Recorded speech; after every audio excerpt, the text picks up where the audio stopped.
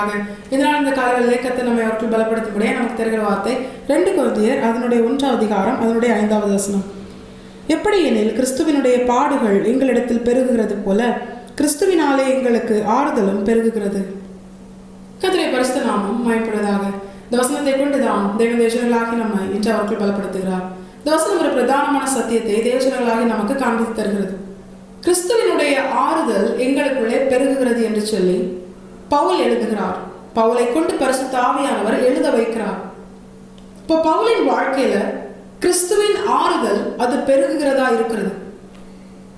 பவுலுக்கு செய்த தேவன், அதன் பிற்பாடு சபைக்கும் செய்த தேவன், இதை நமக்கு பிரயோஜனமாய் எழுதி கொடுத்திருக்கிறாரே. ஆனால் நம்முடைய வாழ்க்கையிலும் கிறிஸ்துவின் ஆறுதல் பெருக செய்ய கர்த்தர் போதுமானவராயிருக்கிறார். அவர் உண்மை உள்ளவராயிருக்கிறார். கர்த்தர் பட்சபாதம் உள்ளவர் அல்ல. பவுலுக்கு தான் செய்வேன், ஆதி அப்போஸ்தலருக்கு தான் அதை செய்வேன், ஆதி சபைக்கு தான் அதை செய்வேன், உங்களுக்கு செய்ய மாட்டேன் அப்படிலாம் ஆண்டவர் சொல்ல மாட்டார். தேவன் அதை நமக்கு எழுதி கொடுத்திருப்பதை நாமும் அதை நம்முடைய வாழ்க்கையில் சுதந்திரிக்க வேண்டும் என்றுதான். இப்போ நம்முடைய வாழ்க்கையில நம்முடைய கர்த்தரின் ஆறுதல் பெருகும்படியால் கர்த்தர் நிச்சயமாய் செய்வார்.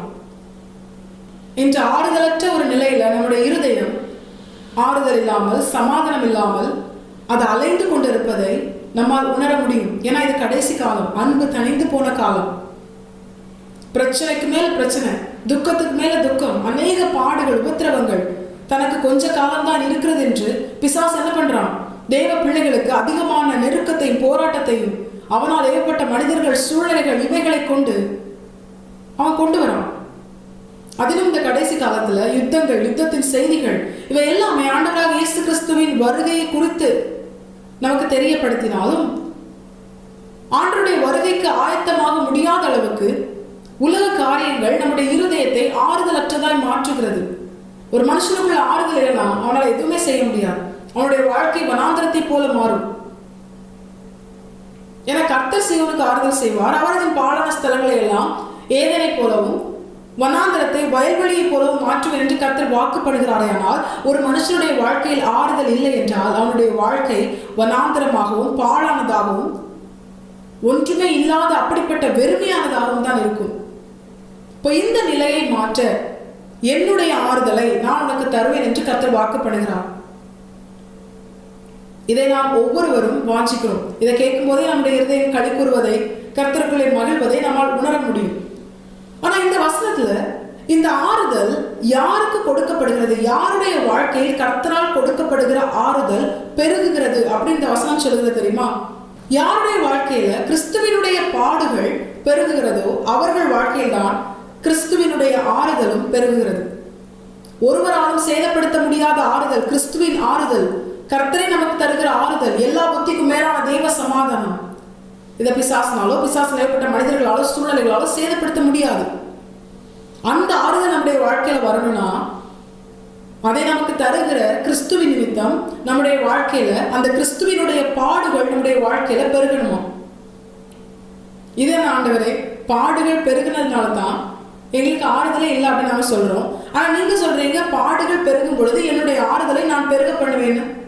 அப்ப ஏன் என்னுடைய வாழ்க்கையில ஆறுதல் இன்னும் பெருகல அப்படின்னு கேட்டா, இங்கே வசனம் தெளிவா சொல்லுகிறது, கிறிஸ்துவினுடைய பாடுகள் யாருக்கு பெருகுகிறதோ அவர்களுக்கு தான் கிறிஸ்துவினுடைய ஆறுதல்களும் பெருகும். அது என்ன கிறிஸ்துவினுடைய பாடுகள்? அநேக காரியங்கள், ஆவிக்குரிய அர்த்தங்கள் இருந்தாலும் இன்று கர்த்தர் நமக்கு காண்பித்து தருகிற பிரதானமான சத்தியம் என்ன தெரியுமா? எந்த ஒரு மனுஷன் கிறிஸ்துவின் நிமித்தம், கிறிஸ்து தனக்காக பாடுபட்டது நிமித்தம் பாவத்தை, பாவ கிரியைகளை தன்னுடைய வாழ்க்கையில் வர விடாதபடிக்கு, தன்னுடைய கண் விரும்புகிற காரியங்களை, பாவக்கிரியைகளை தான் பார்க்காதபடிக்கு, அதை வேண்டாம் என்று விலக்கி வைக்கிறானோ அது நிமித்தம் அவனுக்கு ஒரு பாடு வரும். அவன் கண் விரும்புவதை அவனால் பார்க்க முடியலனா அது அவனுக்கு எப்படிதான் இருக்கும்? ஒரு பாடு மாதிரி தான் இருக்கும், கஷ்டமா தான் இருக்கும். ஆனா அதை கிறிஸ்துவின் பாடுகள் நிமித்தம் அவன் ஏற்றுக்கொண்டால், கிறிஸ்துவின் பாடுகள் அவன் வாழ்க்கையில் பெருகினால், அது நிமித்தம் கிறிஸ்துவின் ஆறுதல்களும் அவன் வாழ்க்கையில் பெருகும். பாவத்து நிமித்தம், உலகத்து நிமித்தம், மாம்சத்து நிமித்தம் வருகிற பாவ நன்மைகளை பெற்றுக்கொள்ளாதபடிக்கு எவன் தன் கையை மடக்குகிறானோ அது நிமித்தம் அவனுக்கு கிறிஸ்துவின் பாடு பெருகுகிறது. அது அவனுக்கு பாடாதான் இருக்கு, கொஞ்சம் கஷ்டமா தான் இருக்கு. உலகத்துல உள்ள மனுஷங்க சொல்லுவாங்க, வாழ தெரியாதவன்னு சொல்லுவாங்க, ஏமாளின்னு சொல்லுவாங்க, தூஷிப்பாங்க, நிந்திப்பாங்க, அவமானப்படுத்துவாங்க. ஆனா அதை கர்த்தருக்காக பரிசுத்தமாய் வாழ்வது நிமித்தம் வருகிற இப்படிப்பட்ட பாடுகளை எந்த ஒரு மனுஷன் தன் வாழ்க்கையில் ஏற்றுக்கொள்கிறானோ, எந்த மனுஷன் வாழ்க்கையில் கிறிஸ்துவின் பாடுகள் பெருகுகிறதோ, அந்த மனுஷனுடைய வாழ்க்கையில கிறிஸ்துவின் ஆறுதல்களும் பெருகும். அந்த ஆறுதல் எப்படிப்பட்ட தெரியுமா? எந்த சூழ்நிலையா இருந்தாலும் உன்னை நிற்க பண்ணும். எந்த சூழ்நிலையா இருந்தாலும் கர்த்தர் நியமித்த ஓட்டத்தில் ஓட செய்யும். நித்திய ஜீவனை நோக்கின இலக்கை வலதுபுறமோ இடதுபுறமோ சாயாமல் வழி இதுவே என்று சொல்கிற பரிசுத்த ஆவியானவர் உணர்த்துதலோடு வழி நடத்துதலோடு அவன் தொடர்ந்து முன் செல்வான். அவனுடைய தேவைகளை பரலோகம் சந்திக்கும். அவனுடைய வாழ்க்கையை பரலோகம் அங்கீகரிக்கும். அவனை பரலோகம் கனப்படுத்தும், மேன்மைப்படுத்தும். அவனை பரலோகம் உயர்த்தும். இதுதான் கிறிஸ்துவின் நிமித்தம் வருகிற பாடுகள். சும்மா எனக்கு விருப்பப்பட்டபடி பாவ வாழ்க்கையில் வாழ்வேன், மனம் மாம்சம் விரும்புகிற உலக காரியங்கள்ல நான் உழன்று கொண்டிருப்பேன், எனக்கு பாடுகள் வந்தா கர்த்தரின் ஆறுதல்கள் பெறுகிறோம்னா அதெல்லாம் நடக்காது. யாருக்கு கிறிஸ்துவின் நிமித்தம் கிறிஸ்துவினுடைய பாடுகளோ அந்த மனுஷனுடைய வாழ்க்கையில தான் கிறிஸ்துவனுடைய ஆறுதல்களும் பெருகும். தேவசனங்களாகி நாம் இதே வந்தவர்களால் கர்த்தர் நிமித்தம் வருகிற பாடுகளை சந்தோஷமா ஏற்றுக்கொண்டு கர்த்தருடைய வார்த்தைக்கு கீழ்ப்படுகிறதுனால, கர்த்தருக்கு பிரியமா வாழ்கிறதுனால, கர்த்தர் நம்மை குறித்து வைத்திருக்கிற திட்டத்திற்கு நாம் நம்மை அர்ப்பணிக்கிறதுனால நம்முடைய வாழ்க்கையில் எவ்வளவு பெரிய பாடுகள் வந்தாலும் தேவசனங்களாகி நாம் கர்த்தரை பற்றி கொண்டு கர்த்தருடைய வார்த்தையை பற்றி கொண்டு நிற்போமே, ஆனால் நமக்காக பரலோகம் யுத்தம் பண்ணும். இந்த யுத்தம் நம்முடையது அல்ல, இந்த யுத்தம் கர்த்தருடையது.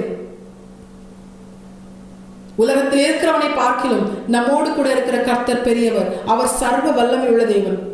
அவர் சகலத்தையும் ஜெயித்தவர். பிசாசுக்கு ஜெயம் கிடையாது. அவனுக்கு நியமிக்கப்பட்டதுதான் தோல்வி. தோற்றவனை போராடும் போது ஜெயம் பெற்ற நம்முடைய ஆண்டவராக இயேசு கிறிஸ்துவோடு இணைக்கப்பட்ட அவருடைய மனவாட்டியாகிய நாம் அவருடைய ஜெயத்திற்கு பங்குள்ளவர்களாக இருக்கிறோம்.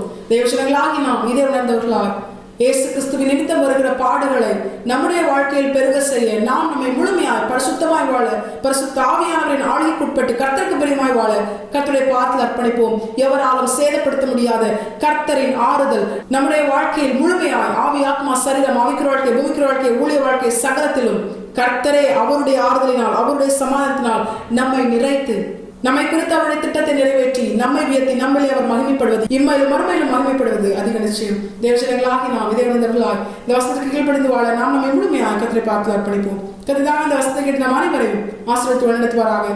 கர்த்தரை பரிசுத்தம் நாம் மட்டுமே மகிமைப்படுவதாக. மாரநாதா, இயேசு வருகிறார். ஆயத்தமாவும் பிரயாயத்தப்படுத்துவோம். ஆமென். பலன் ஒன்றுமில்லை என்று நான் அறிவேன், அவர் பலன் இன்றும் குறையவில்லை.